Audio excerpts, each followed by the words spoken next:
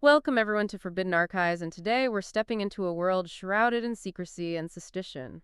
The Illuminati conspiracy. You've probably heard whispers, seen the symbols. Oh yeah, the internet's full of them. But we're not chasing internet rabbit holes today. We're going back to the historical manuscripts, the early accounts, and the original claims about this supposed secret society. Back to the source material. Exactly. And the question we're asking is a big one. Did those documents actually contain hard proof of a conspiracy? A conspiracy to overthrow religion, topple governments, and completely reshape the world. It's about how fear and power, all mixed up with big philosophical ideas, created a story, a myth, that still fascinates us today. And still causes arguments. Absolutely. So let's untangle it. What did these historical accounts really say about the Illuminati?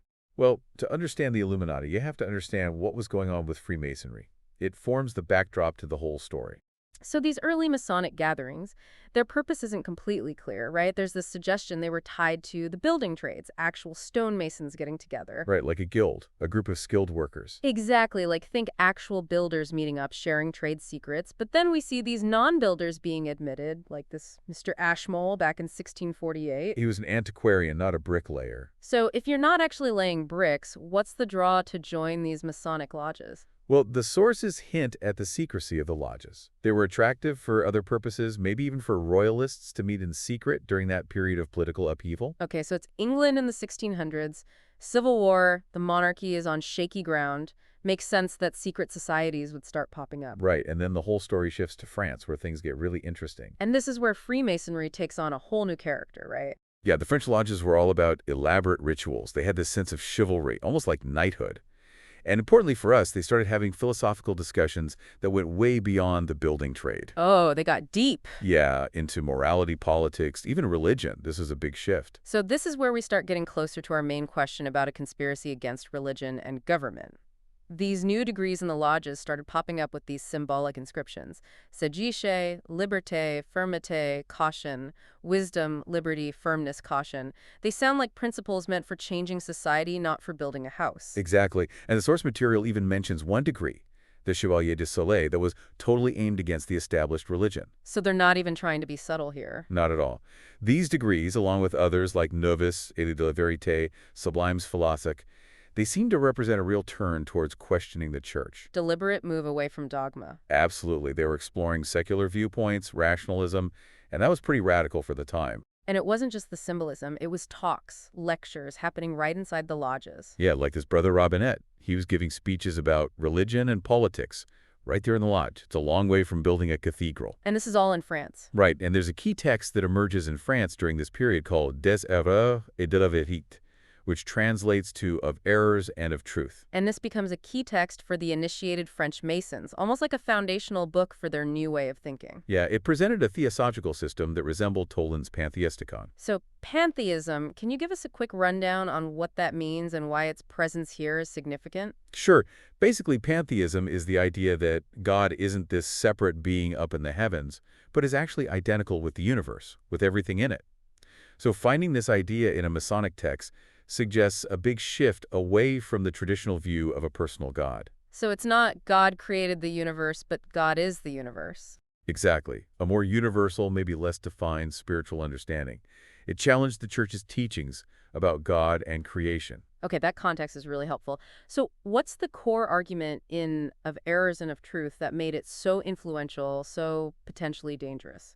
Well, the book argues that princes and priests, the powers that be, they've been conspiring to keep people ignorant, keep them in servitude, all through superstition. So it's basically saying the system is rigged. Right. The book says the only way to be truly free, to reclaim your rights, is through knowledge and rejecting these imposed superstitions. So they're directly challenging the authority of both the church and the monarchy. This is getting pretty revolutionary. And the text even uses this word, corruption. It talks about corruption spreading within the lodges. Corruption. What did the author mean by that? What did they see as corrupting the lodges? Well, the author was writing from a more traditional viewpoint. So to them, any deviation from orthodox religion, from traditional political beliefs, was corruption. So these newer lodges, influenced by Of Errors and of Truth, they're promoting universal brotherhood, equality, and a liberation from what they saw as oppression, both religious and political. Exactly. They even had this figure in the lodges, the brother orator, who would give these speeches advocating for these new principles. Okay, so we have traditional Masonic lodges who are not happy with what they see as this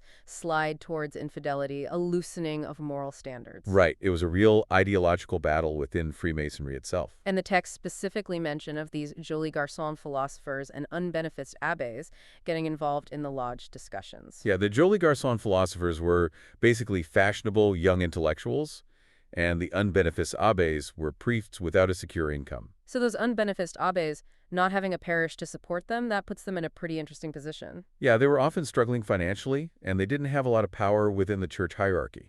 So they might be more open to these new ideas, more critical of the existing order, because they had less to lose and maybe something to gain from a shakeup. Exactly. The lodges could have given them a platform for discussion and influence that they didn't have within the church. Right, so you had these intellectual priests who were kind of on the fringes, and they found a home in these more radical lodges. And this all led to some pretty big splits within Freemasonry. They even tried to fix things with lodges named Amis Réunis de la Vérité, meaning reunited friends of truth. But it doesn't sound like those attempts at unity were very successful. The disagreements were too deep. And the Mother Lodge at Lyons played a key role in all this. They had a huge network across Europe and were a real center for spreading these new radical ideas. A mother lodge sounds powerful. It was. And then you got the introduction of these higher degrees and chivalric titles. It was like Masonic knighthood with ribbons and stars. So there was social status tied to it as well. Oh yeah, these titles were like bait, especially for the Parisians. So the author of our source is pretty blunt about all this. He calls these Masonic lodges seminaries of libertine instructions. He even claims to have found evidence for this within the rituals of some of the French degrees. And then you have Ramsay, who further fueled this rise of Masonic chivalry in France. He was a respected scholar, committed to the court. So these ideas carried a lot of weight. Exactly. And in France, Freemasonry was still seen as this fashionable, entertaining thing. People weren't taking it as seriously as, say, in Germany. So maybe they were more open to these new, even radical concepts. Yeah, it was like a social club with a dangerous philosophical edge. And this whole encouragement of individual opinions within the lodges, it was a double-edged sword. It fostered intellectual exploration, but it also led to all these fractures and splits within the movement. Right, and then you have the English system of Freemasonry, which was much more traditional. They resisted these French innovations. And some German lodges even refused to acknowledge the authority of these more radical Rosaic lodges. Why this resistance in Germany? Well, there were probably a few reasons. Some German lodges liked the simplicity of the English system. They were wary of all the French flamboyance and philosophical baggage. So they were more conservative. Yeah, and maybe they were also worried about social upheaval. Germany had its own political and religious tensions, remember? Right, and there was the sense of national identity, of wanting to preserve their own traditions. And then you have this John Johnson, or Leucht, who comes along claiming he's discovered these ancient Templar origins in Scotland. And of course, this throws everything into even more chaos. Oh yeah, it was a total mess. He claimed to have all these secrets, these ancient rituals, but it turned out he was a fraud. But the thing is, Baron Hunde became Grand Master of Germany despite Johnson being exposed. That's wild. It is. It shows this desire, this need to believe in something, even if it's based on lies. People wanted wonders, hidden knowledge, but they were also getting more skeptical about all these new rituals and claims. Right, so they're searching for something deeper, but they're not just blindly accepting anything that comes their way. And this search for origins even led to a mission being sent to Old Aberdeen, to Scotland, right? Yeah, they were looking for proof of these Templar connections, these ancient treasures, but they found nothing. It just shows how much speculation there was, how many unsubstantiated claims were being thrown around. Okay, so we've got all this internal conflict, this search for meaning, and these radical ideas circulating within Freemasonry. Then you have the Duc de Chartres establishing this grand federation of French lodges. That was a big move. And given the Duke's own leanings, it's pretty likely he was fostering similar notions of infidelity and a loosening of traditional morality within his organization. So he wasn't trying to rein things in, he was pushing the envelope even further. And this is where it gets even more politically charged. Some Protestant governments initially supported Freemasonry, seeing it as a counterbalance to the Catholic Church. Okay, so they're thinking the enemy of my enemy is my friend. Exactly, but then Freemasonry goes too far. They start criticizing even the Protestant confessions, and some are suggesting further reforms based on Scripture. So they're basically saying, we don't need any established church, we can interpret the Bible for ourselves. Right, and that naturally scared the authorities, both Catholic and Protestant. Meanwhile, the Jesuits, who had been suppressed, they're allegedly still operating in secret. Yeah, there was this paranoia that they were pulling strings from behind the scenes, working under the radar of the Catholic princes. So everyone is suspicious of everyone else. It's a real cloak and dagger situation. And they're trying to infiltrate each other's organizations. The Jesuits are trying to get into the Masonic and Rosicrucian orders to expose them. And who knows who else was spying on who. A real spy versus spy situation. And in the middle of all this, we have Bestow's Philanthropine, this educational experiment that aimed to get rid of religion completely. That was radical, even for the Enlightenment. It attracted some Protestant clergymen, interestingly enough, but not Catholics. And of course, it caused a lot of fear about the spread of irreligion. Right, because if you're taking religion out of education, what are you replacing it with? That's a fundamental question, and it scared a lot of people. And then you have these radical texts, like the Political Catechism, attributed to Mirabeau. And this is advocating for popular sovereignty, liberty, equality. It's like a blueprint for revolution. Exactly, and it even mentions the role of secret societies in enlightening the world. This is where the conspiracy theories start to gain real traction. So the author of our source material sees a real decline happening in Germany. A moral decline. Right. He sees a decline from religious belief to atheism, from decency to dissoluteness, from loyalty to the state to outright revolt. And he sees the Masonic lodges as a key factor in this decline. That's a pretty strong statement. It is. He's basically saying that these lodges are breeding grounds for radicalism and immorality. And he even claims that they were encouraging a revolution in society with the goal of putting talented men from their ranks into positions of power. He's suggesting they weren't just talking about revolution, they were planning for it. So it's not just a philosophy, it's a strategy for taking control. That's what the author believes.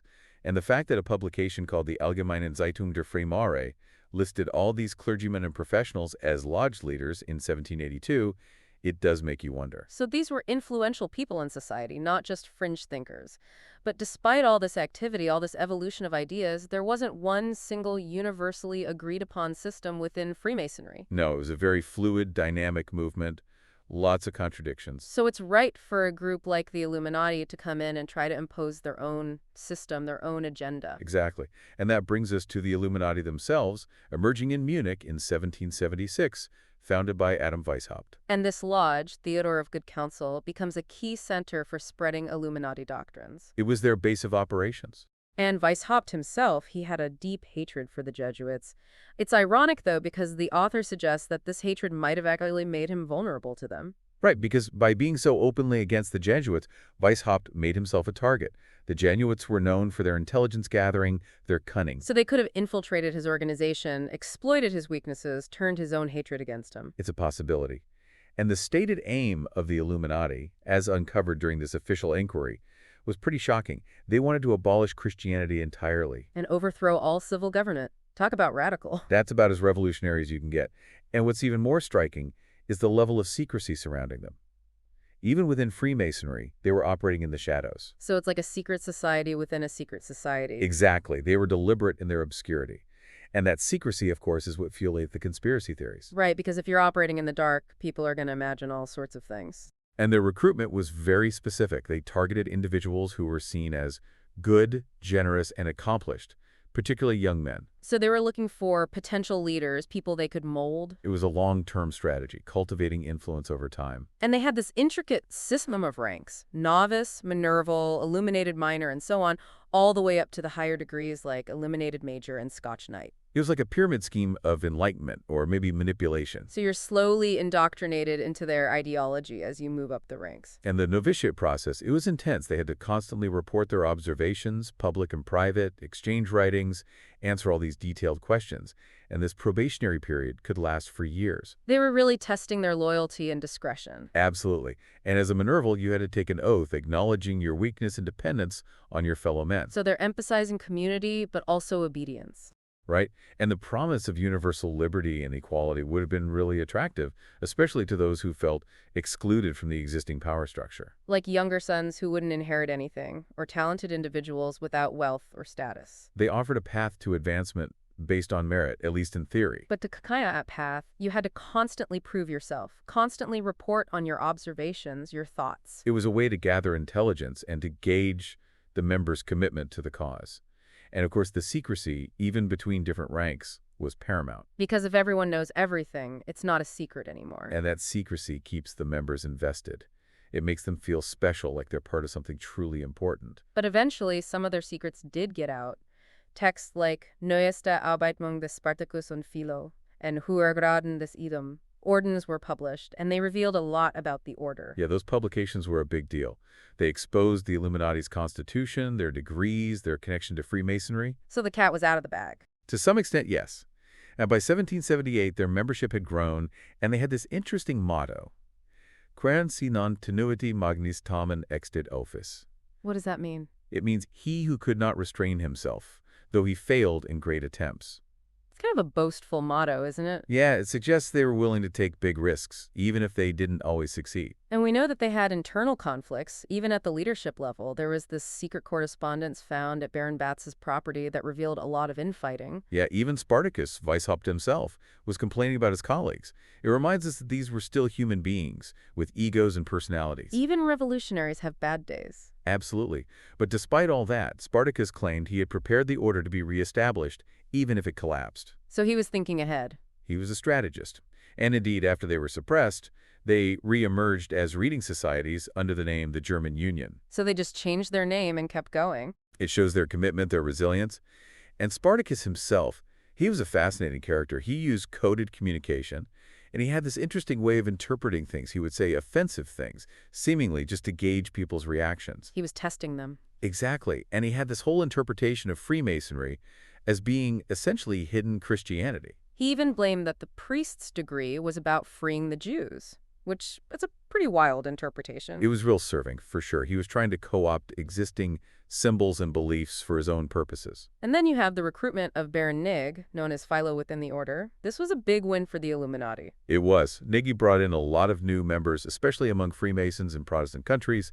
He also introduced the eclectic system, which became pretty influential. And Nig had his own interesting interpretations. He claimed that Christ's teachings were secretly advocating liberty and equality. Yeah, he said that Jesus was hiding his true message in parables, only revealing it to a select few. That sounds very much like the Illuminati's own approach to secrecy and hidden knowledge. Exactly. And the Illuminati had this whole analogy for societal progress, using rough, split, and polished stones. It's a good metaphor. Yeah, Freemasonry was the tool to gradually polish society, to refine it through Enlightenment. So they saw themselves as the master craftsmen, shaping society into their vision of perfection. And their higher degrees focused on these themes of redemption of slaves and portraying Freemasonry as a royal art of self-governance. So the ideas are getting more radical, more explicitly political. Definitely.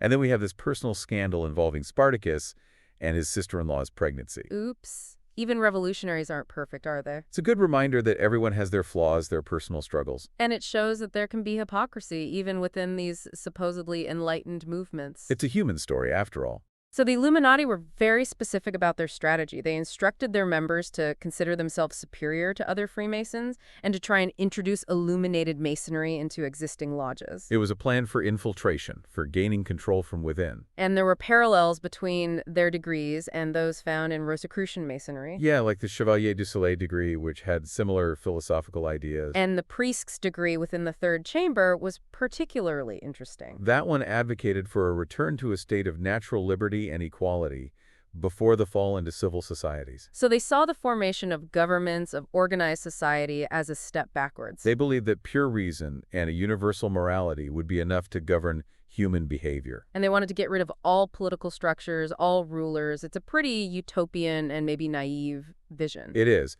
And there are also accusations that they were using church funds for their own purposes, securing benefices, professorships for their members. So they're not just talking, they're taking action to gain power and influence. And the highest mysteries of the order, those were only revealed by Spartacus himself. We still don't really know what those were. So there's still an element of mystery, even today. Absolutely. But we do have some descriptions of their ultimate goal. It was to make mankind happy through enlightenment and the eventual disappearance of government and social subordination. So a world without rulers, without hierarchy. It's a utopian ideal, but also potentially authoritarian in how they plan to achieve it. Right, because who decides what true enlightenment is? Who gets to lead the way to this perfect society? And the author of our source was very skeptical of this whole idea of universal equality. He argued that you need some form of social order, some degree of hierarchy, for a society to function. He also pointed out that such a system could actually stifle individual talent and scientific progress. It's a valid critique. If everyone is equal, Who gets to be the innovator, the leader? So the author believes that the Illuminati's real aim, at least the achievable one, was to overthrow the existing governments of Europe. He dismissed the idea of a global revolution as too far-fetched. But the overthrow of European governments, that's already a pretty huge goal. It is.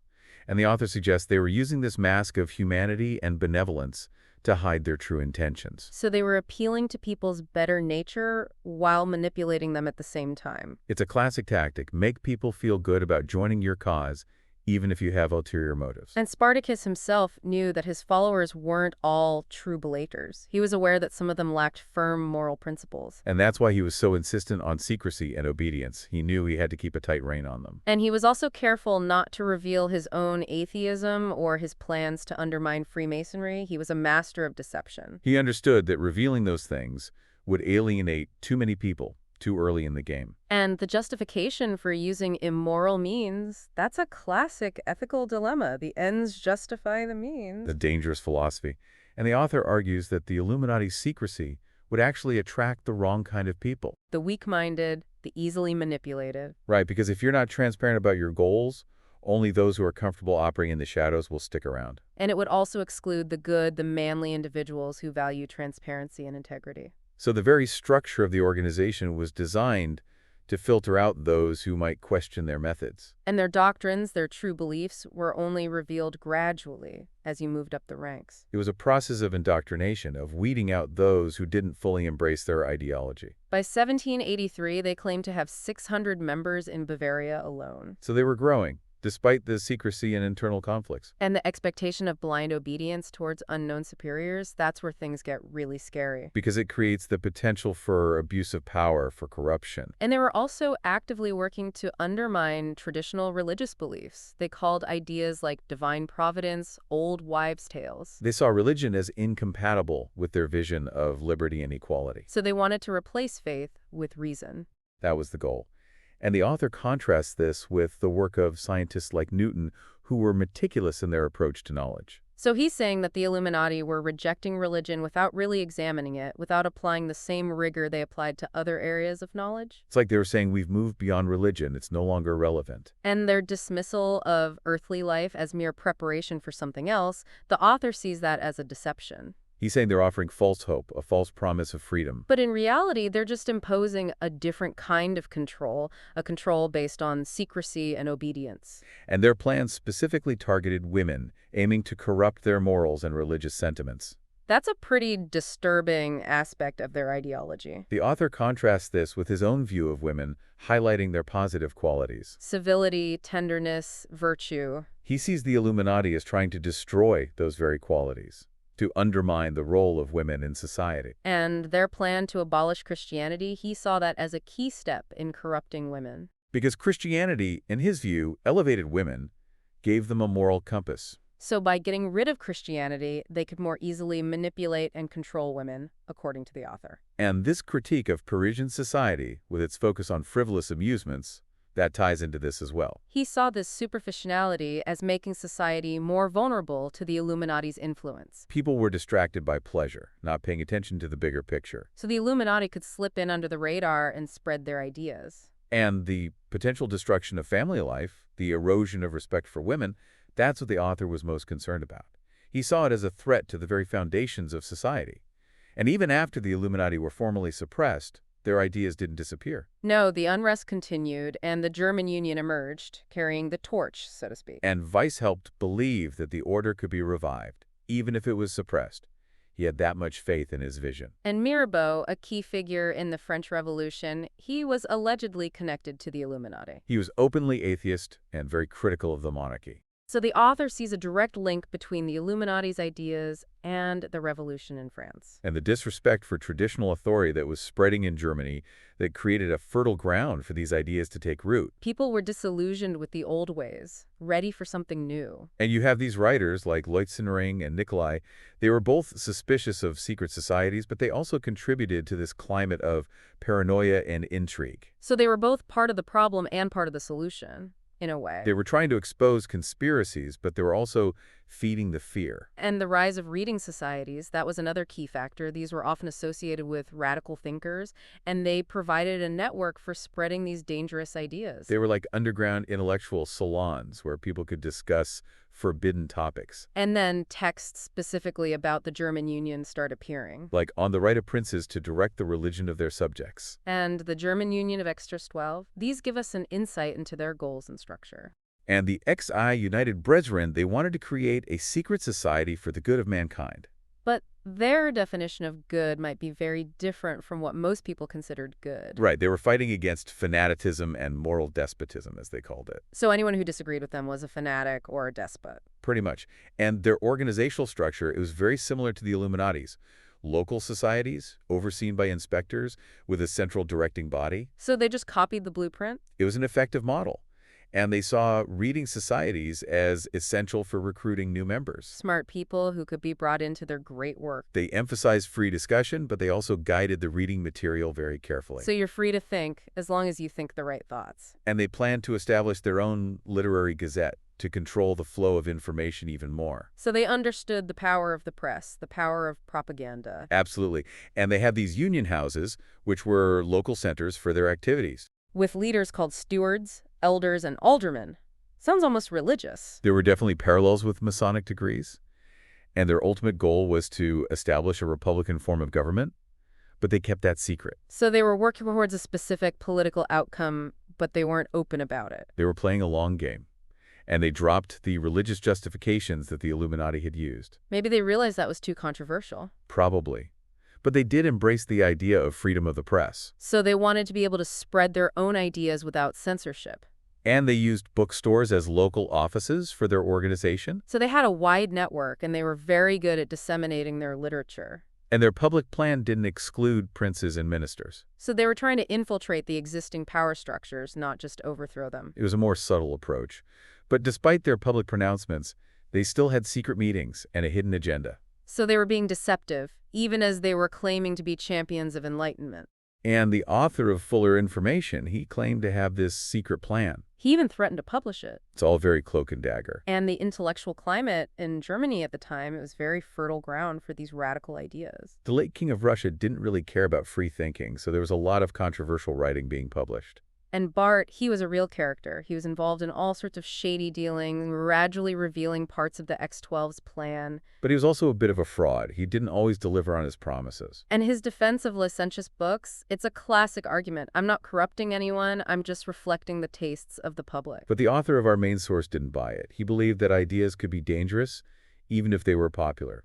And Bart ended up being imprisoned for his writings. He tried to get his life story published, but he died before he could finish it. It's a shame, because his story could have revealed a lot more about the German Union. And his personal life was pretty scandalous, which doesn't really help his image as a champion of Enlightenment. He was a complex figure full of contradictions. And his misinterpretation of that encounter in England, it shows how our own biases can shape how we see the world. He was looking for evidence to confirm his own beliefs, and he found it, even if it wasn't really there. And the proliferation of skeptical writings in Germany, the accusation that Illuminati sympathizers had infiltrated positions of censorship, all of this suggests that their ideas were having a real impact. They were gaining influence, spreading their message. And the use of philanthropy as a cover for revolutionary aims, that's a disturbing thought. Because it means you can't even trust good deeds anymore. Everything becomes suspect. So we've talked a lot about Germany, but the real flashpoint for these ideas was France. And the French Revolution, that's where things really exploded. The sages of France, the intellectuals who were shaping public opinion, they were influenced by the ideas coming out of the lodges, especially the Philalethes lodges. They were discussing cosmopolitanism, skepticism, new economic theories. And the political climate in France was already very volatile.